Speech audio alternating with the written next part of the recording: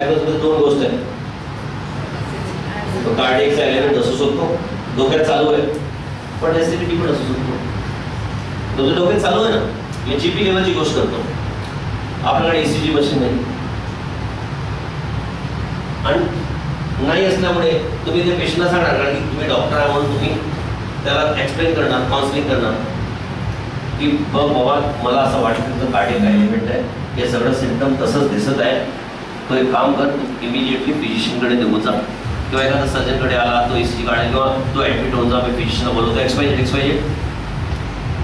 आणि पेशंटला तुम्ही रेफरिंग नोट पण दिलं, त्याला इन्सिस्ट पण केलं की बघ तुला जावंच लागेल, मला आतून असं वाटतं की नाही. नातेवाईकांना पण तुम्ही समजवलं, पण पेशंट जसं तुम्ही सांगितलं ना की सांगतोच ना, मी तर जाणार आहे सर, काही प्रॉब्लेम नाही आहे, पण काहीतरी थोडासा it's common dialogue with all the patient. It's common dialogue. आणि यू ऑल्सो फील की जाता जाता संपर्क देत असेल तर काय नुकसान आहे. Clear mentality. मग काय करणार, रेंटेक इंजेक्शन देऊन टाकणार तुम्ही, काय देणार, तेच देणार ना. ओमेप्रोझॉल घेऊन देणार, एंटासिड घेऊन देणार. Normally every doctor, every doctor, because I not ask question, because I know everything, everyone does the same. आणि रात्री समजा